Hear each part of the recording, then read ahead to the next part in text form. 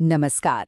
आज के इस एक्सप्लेनर में हम एक ऐसी रहस्यमयी और रोंगटे खड़े कर देने वाली लोक कथा का विश्लेषण करने वाले हैं जो आपको सोचने पर मजबूर कर देगी। विषय है ताबूत बीरमपुर का रहस्य। यकीन मानिए, ये कोई आम कहानी नहीं है। इसमें प्राचीन श्राप हैं, खौफनाक रातें हैं और एक ऐसा गहरा राज है जो सदियों बाद आज भी जिंदा है। तो चलिए, बिना किसी देरी के इस खौफनाक सफर की शुरुआत करते हैं। बम बम बश, बम बम बश, बम बम बश। जरा इस आवाज को महसूस कीजिए। ये कोई आम मंत्र नहीं है, ये सीधे मौत की दस्तक है। सदियों से बीरमपुर के घने जंगलों में गूंजती ये आवाज अपने पीछे सिर्फ और सिर्फ दहशत छोड़ जाती है। कहते हैं कि जब भी ये आवाज किसी के कानों में पड़ती है ना, तो समझ लीजिए कि उसका अंत अब बहुत करीब है।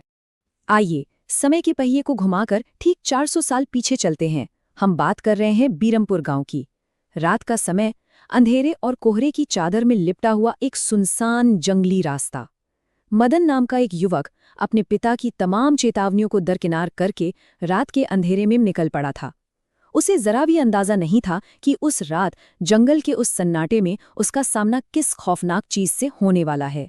अब बीरमपुर के इतिहास में एक नाम है जो सबसे ज्यादा दहशत पैदा करता है, निशिर मौलो। आप सोच रहे होंगे कि आखिर ये है कौन? लोक कथाओं की माने तो ये 4 बेहद डरावने दिखने वाले आदमी हैं जो सिर्फ शनिवार की रात को गांव में निकलते हैं। इनके कंधों पर एक भारी भरकम ताबूत होता है और सबसे खौफनाक बात बताऊं, जो भी इंसान इन्हें अपनी आंखों से देख लेता है वो जिंदा नहीं बचता। मदन के पिता ने उसे ठीक इसी खौफनाक खतरे से आगाह किया था। तो मदन के साथ उस रात असल में हुआ क्या? वो पूरा वाकया सच में रोंगटे खड़े कर देने वाला है। सबसे पहले उसने अपने पिता की बात अनसुनी कर दी। फिर जब उसे जंगल में भारी कदमों और उस खौफनाक मंत्र की आवाज सुनाई दी, तो वो बुरी तरह घबराकर झाड़ियों में छिप गया। उसने उन्हें देख लिया था। और फिर आया वो सबसे भयानक पल, जब आवाजें आनी बंद हो गईं। मदन को लगा कि खतरा टल गया है, लेकिन जैसे ही उसने पीछे मुड़कर देखा, वो चारों ताबूत वाले ठीक उसके पीछे खड़े थे। अगली सुबह मदन की लाश एक बरगद के पेड़ के पास ऐसी हालत में मिली जिसे देखकर किसी की भी रूह कांप जाए। देखिए, समय का चक्र कैसे घूमता है। एक तरफ 400 साल पहले मदन की वो भयानक मौत, और अब आज के समय में सुबह सुबह मेघना नाम की एक लड़की पसीने से तरबतर एक खौफनाक सपने से जागती है, जहां एक विशाल पक्षी और एक अजीब सा पेड़ उसे डरा रहा था। और ठीक उसी दिन दोपहर को दिल्ली की एक बेहद मॉडर्न लैब में एक चौंकाने वाली खोज होती है। सदियों का फासला, लेकिन घटनाएं एक साथ जुड़ रही थीं। यहाँ हम 2 बिल्कुल अलग दुनियाओं को आमने सामने देख रहे हैं।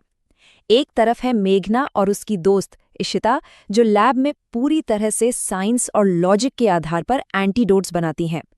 और दूसरी तरफ है वो पुरानी, रहस्यों से भरी दंतकथाओं वाली किताब जो इशिका के हाथ लगती है। सोचिए, पक्के विज्ञान का सामना अब सीधे प्राचीन अंधविश्वास और सदियों पुराने रहस्य से होने वाला था। इशिता को उस पुरानी किताब में एक बहुत ही अजीब चीज के बारे में पता चलता है, मृत्युंजय अमृत। कहा जाता है कि ये एक रहस्यमयी हरा तरल पदार्थ है जो हर पूर्णिमा की रात को एक खास पेड़ से टपकता है। अब इशिता ठहरी साइंटिस्ट। वो इस मिथिकीय चीज पर रिसर्च करके एक नया एंटीडोट बनाना चाहती थी। लेकिन मेघना के लिए, उसके लिए तो ये किसी बहुत बड़े खतरे का साफ इशारा था। और यहीं पर कहानी में सबसे बड़ा ट्विस्ट आता है। उस प्राचीन किताब में मृत्युंजय अमृत वाले पेड़ की जो तस्वीर बनी थी ना, वो बिल्कुल वैसी ही थी जैसा पेड़ मेघना रोज अपने डरावने सपनों में देख रही थी। एकदम हूबहू हरा पानी टपकाने वाला वही पेड़। कोई इसे महज इत्तेफाक कैसे मान सकता है? इसी खौफनाक समानता ने दोनों को मजबूर कर दिया कि वो छुपकर मध्य प्रदेश के उस रहस्यमयी गांव यानी बीरमपुर निकल पड़े। शापित गांव में प्रवेश। बीरमपुर पहुंचते ही सब कुछ अचानक से बदल जाता है। गांव का माहौल मानो पल भर में उनके खिलाफ हो गया। अचानक काले बादलों ने पूरे सूरज को ढक लिया। एक तेज धूल भरी आंधी उठ खड़ी हुई। देखते ही देखते गांव के मंदिर का दिया अजीब तरीके से बुझ गया। और तो और, जिस मुखिया ने उन्हें अपने घर में पनाह दी थी, उसके घर के मंदिर का दीपक भी अचानक शांत हो गया। ये सारे संकेत चीख चीख कर कह रहे थे कि उन्होंने एक शापित जमीन पर कदम रख दिया है और वहां की कोई अदृश्य शक्ति उनके आने से सख्त नाराज है। जाहिर है, इतने डरावने माहौल में वो अपना असली मकसद तो बताने से रही नहीं, तो उन्होंने एक झूठी कहानी गढ़ी। उन्होंने गांव के मुखिया और उसके बेटे अनुज को बताया कि वो लोग अपनी पढ़ाई के लिए 5 ऐतिहासिक गांवों पर रिसर्च करने आई हैं। मकसद साफ था, किसी को भी उनके मृत्युंजय अमृत की तलाश के बारे में भनक तक नहीं लगनी चाहिए थी। अब बारी थी असली काम की। उन्होंने आधी रात के लिए एक बेहद खतरनाक और गुप्त योजना बनाई। प्लान कुछ ऐसा था। मुखिया के गहरी नींद में जाने का इंतजार करना है, रात के ठीक 12 बजे दबे पांव घर से बाहर निकलना है और गांव के उस 400 साल पुराने खंडर हो चुके राजमहल में घुसना है। लक्ष्य एक ही था, उस मृत्युंजय अमृत का रहस्य सुलझाना, और ये सब कुछ बिना किसी शोर के, बिल्कुल खामोशी से होना था। शैतान का जागरण। रात के ठीक 12 बजे, ठीक आधी रात को जब घड़ियां 12 बजाती हैं तो 2 अलग अलग जगहों पर खौफनाक घटनाएं एक साथ आकार लेने लगती हैं। एक तरफ मेघना, ईशिता और अनुज उस अंधेरे राजमहल में दबे पांव घुस रहे हैं, और हैरानी की बात यह है कि मेघना को वो 400 साल पुराना राजमहल बहुत जाना पहचाना लग रहा था, मानो वो सदियों पहले भी वहां रह चुकी हो। और ठीक उसी वक्त दूसरी तरफ जंगल के किनारे गांव के 2 लोग, संपत और कप्ता, बिल्कुल बेफिक्र होकर ताश खेल रहे थे। उन्हें अंदाजा ही नहीं था कि अंधेरे में मौत उनका इंतजार कर रही है। और तभी सन्नाटे को चीरती हुई वो आवाज दोबारा गूंजी, बम बम बश, बम बम बश। तेज आंधी के बीच ये खौफनाक आवाज फिर से पूरे गांव में फैल गई। गांव के पुजारी ने जब अपने कमरे में ये आवाज सुनी तो उसके तो होश ही उड़ गए। वो समझ गया कि बरसों से सोए हुए निशिर मोलो आज रात फिर से जाग उठे हैं। बीरमपुर का सबसे भयानक खौफ वापस आ चुका था। जंगल में ताश खेल रहे संपत और कप्ता के साथ जो हुआ वो सच में दिल दहला देने वाला था।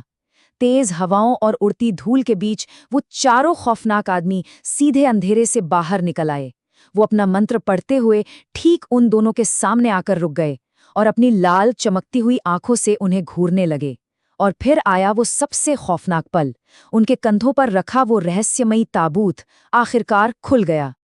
और ताबूत के खुलते ही एक खून सुखा देने वाली, रोंगटे खड़े कर देने वाली चीख पूरे बीरमपुर गांव में गूंज उठी।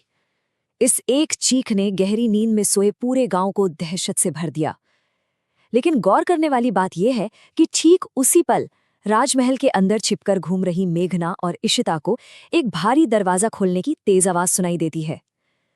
जंगल की चीख और महल का दरवाजा दोनों एक ही झटके में हुए। इस एक्सप्लेनर के अंत में हम कुछ ऐसे खौफनाक सवालों के साथ छूट जाते हैं जो सोचने पर मजबूर कर देते हैं।